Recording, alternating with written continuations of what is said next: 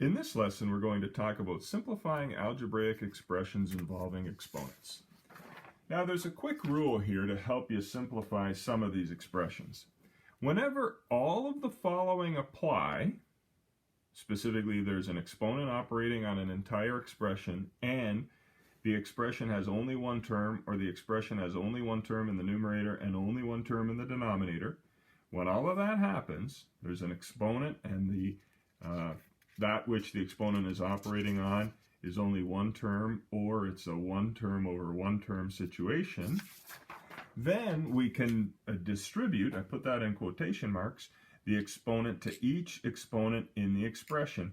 And we need to be sure to include exponents of 1 that aren't typically expressed, as well as coefficients. So let's take a look at what that means. Suppose we have the example 5ab squared quantity cubed.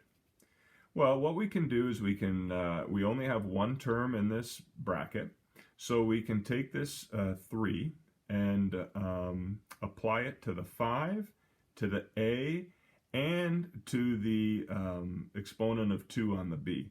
So think of it as 5 to the 1, a to the 1, b to the 2, and we're going to multiply every one of those exponents by 3. That's going to give us 5 to the 3, a to the 3, b to the 6. 5 to the 3 can be expressed as 125, so it's 125 a cubed b to the 6.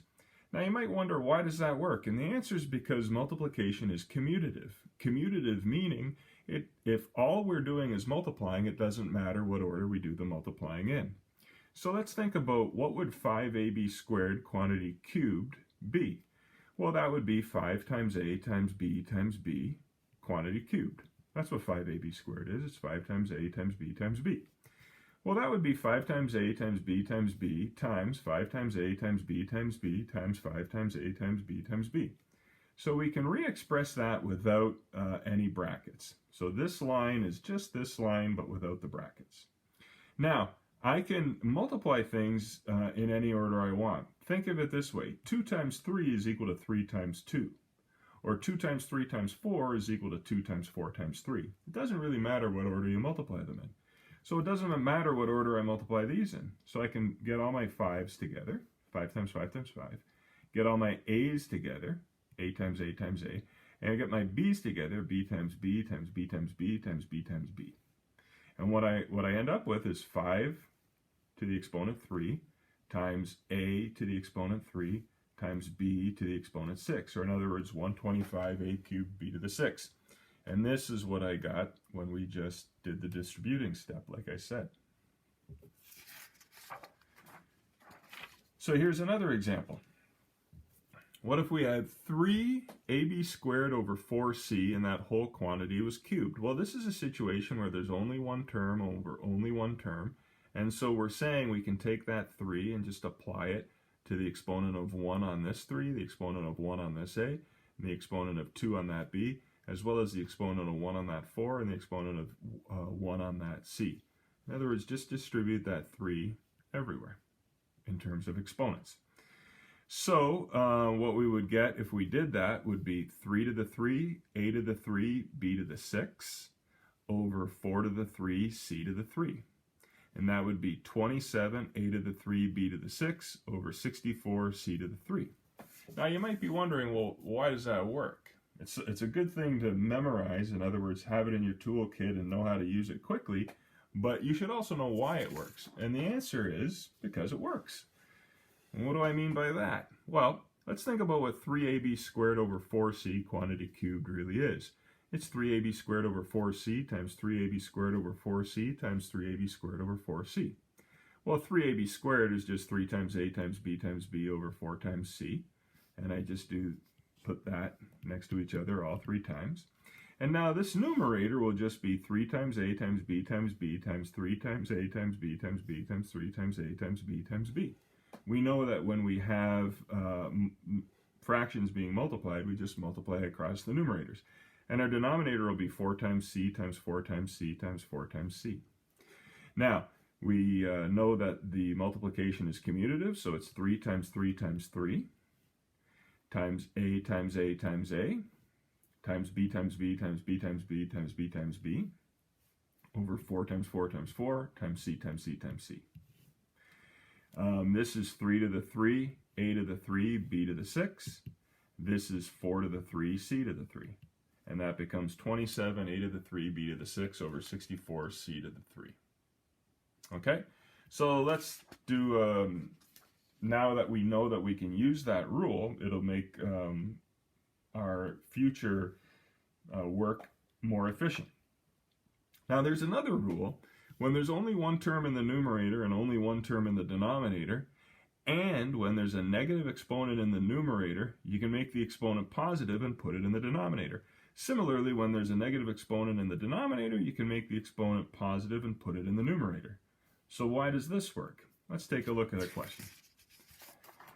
Suppose I had 5a to the negative 2 over 2b to the 3. That would be like saying 5 times 1 over a quantity squared. That's what a to the negative 2 means. It means 1 over a quantity to the positive 2 over b, and then the 2b cubed would still stay there. Well, this is like saying 5 times 1 over a quantity squared divided by the quantity 2b cubed. Okay? Now, 5 is like 5 over 1. 1 over a quantity squared is like 1 over a times 1 over a, which is 1 over a squared. And then when I divide by 2b cubed over 1, it's like multiplying by 1 over 2b cubed. Now my numerator becomes 5 times 1 times 1, and my denominator becomes 1 times a squared times 2b cubed. And I end up with 5 over 2a to the 2, b to the 3. 5 times 1 is 5. 1 times a squared times 2b cubed is 2a squared b cubed. Well, that's what I would have gotten. This expression is exactly what I would get if I take that a to the negative 2, make it a to the positive 2, and put it down here. So again, we can do that when there's only one term in the numerator and only one term in the denominator. We can simply take the power with the negative exponent and move it to the denominator and make the exponent positive. And again, that only works because we only had one term in the numerator and only one term in the denominator.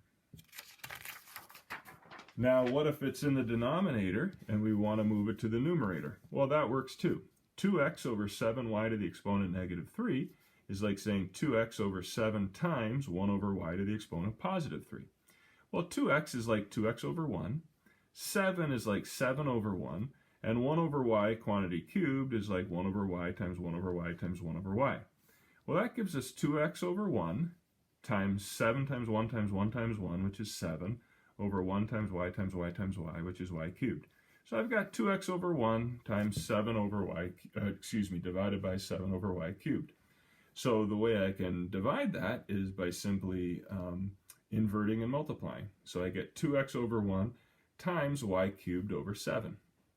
Well, that's like 2x times y cubed, which is 2xy cubed, over 1 times 7, which is 7. So I get 2xy cubed over 7. Well, that's exactly what I would have gotten at the start had I just taken this part with the negative exponent, this power with the negative exponent, moved it upstairs, and made the exponent positive. I would have gotten the same result. So you don't have to show all this work like we did in this question and the last one. You just have to remember that rule. But again, it only applies when you have only one term in the numerator and only one term in the denominator. So let's try a couple of more questions here.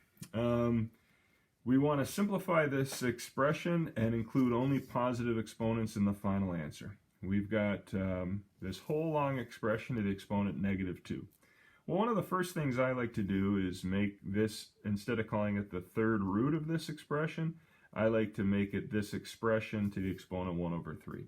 So in the first step, all I did is I made the exponent 1 over 3 instead of third root of. Now, in the next step, what I did is I distributed this 1 over 3 to the 1 on the 27, the 6 on the x, and the negative 9 on the y. So when you multiply a third times 1, you get a third times 6, you get 2, and a third times negative 9, and you get negative 3. Now, down below, in the previous step, I had taken this negative 1/4, and I had distributed it to the 16 to get 16 to the negative 1/4. I had taken this negative 1/4, distributed it to the negative 8 to get 2, and this negative 1/4 to the negative 12 to get 3. So I got that we just described. I got 27 to the 1/3, x to the 2, and y to the negative 3. But then I was also able to take this 16 to the negative 1/4 and move it upstairs and make it 16 to the positive 1/4. So this numerator here is composed of distributing that 1/3 exponent to all three powers, as well as taking this 16 to the negative 4 downstairs, moving it upstairs, and calling it 16 to the positive 1/4. Well, in my next line, I evaluate 27 to the 1/3 as 3 and 16 to the 1/4 as 2. I still have x squared y to the negative 3, and then downstairs I have x squared y to the positive 3. And that's to the exponent negative 2. Now, what I do next is I take this negative 2 exponent, I make it positive 2, but in order to do that, I have to invert and multiply. So not invert and multiply, sorry, just invert the base. So I have x squared y cubed in the denominator, I put it in the numerator. And I have this long expression in the numerator, I put it in the denominator. Now, I've got a positive 2 now. I took the negative 2, made it positive 2, and did that inversion. Now what I can do is take this y to the negative 3, move it upstairs, make it y to the positive 3. So I've got x squared y cubed over 6x squared, and now I'm raised to the exponent positive 2. Well, these x squareds cancel out, and upstairs I just have y cubed, which is y to the 6, and downstairs I just have a 6, and that whole expression is raised to the exponent 2. Now that 2 can distribute to the 6 and become y to the 12, and that 2, instead of 6 to the 1, it becomes 6 to the 2, and I get 6 squared. And so now I've got y to the 12 over 6 to the 2, and that becomes y to the 12 over 36, which is my final answer for that question. And finally, I have this expression here, the 5th root of x to the 8. Well, instead of thinking of it as the 5th root of x to the 8, I'll think of it as x to the 8 to the 1/5. And this is the 2nd root of x to the 3, so I'll think of that as x to the 3 to the 1/2. Okay? And that is all raised to the exponent 4. Here I can multiply the 8 and the 1/5 to get 8/5, and I can multiply the 3 and the 1/2 to get 3/2. So it's x to the 8/5 over x to the 3/2 quantity to the 4. Now I've got powers with like bases, they're both x's, and I'm dividing them, so I just have to subtract the exponents. And I still have that exponent of 4 here. Well, 8/5 minus 3/2 can only be evaluated by finding a common denominator, which is 10. So that's 16/10 minus 15/10, which is 1/10. So I've got x to the 1/10 and still to the exponent of 4. I can multiply that 4 with that 1/10, get x to the 4/10, and reduce that exponent, and my final answer is x to the 2/5.